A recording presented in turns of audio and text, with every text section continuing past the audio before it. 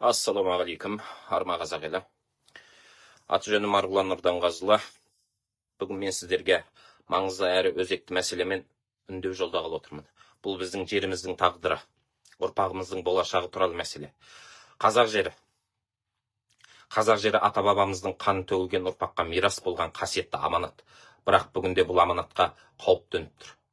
Қазір Қазақстанда шетелдіктерге, әсіресе қытайларға жаппай жер сатылып жатыр. Бұл ұлт үшін үлкен қауіп, өйткені жер халықтың ең үлкен байлығы, тәуелсіздіктің тірегі. Егер жерді бөтен елдің азаматтарына сатуға немесе жалға беруге рұқсат етсек, ертең оның қайтарымы да болмауы мүмкін. Яғни бізге қайтпайды.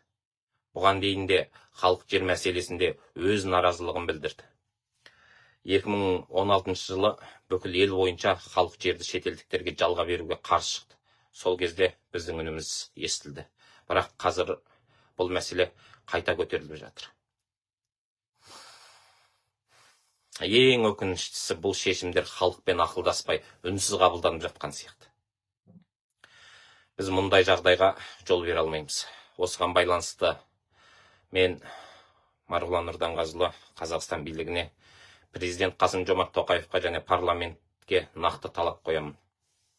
Шетелдіктерге жер сатуға және жалға беруге заң жүзінде толық тыйым салынсын. Жер мәселесі бойынша халықтың тікелей қатысуымен референдум өткізсін. Жерді қазақстандықтардан жаппай сатып алып жатқан күмәнді схемалар тексеріп, оны ашық жарияласын.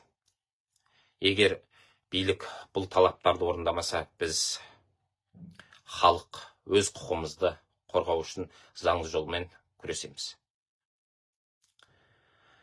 Ал енді халыққа үндеуім, сіздерді келесідей әрекетке шақырамын. Уа қазақ елі, бұл әрқайсымызға қатысты мәселе. Бүгін үнсіз қалсақ, ертең жерімізден айырылып қалуымыз мүмкін.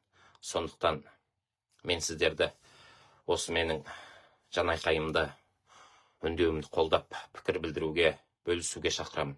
Егер жерді шетелдіктерге сатуға қарсы болсаңыз, осы видеоға қолдау көрсетіңіз. Өздеріңізде ең болмаса дәл мен сияқты видео үндеу жолдап, өз қарсылықтарыңызды көрсетіңіздер. Билік біздің даусымызды естуі керек. Әділет үшін күресу бұл пайғамбар жолы. Күресудің ең әлсізі дұға, ал ең күштісі дәл осылай әрекет жасау. Күшіміз бірлікте ағайын.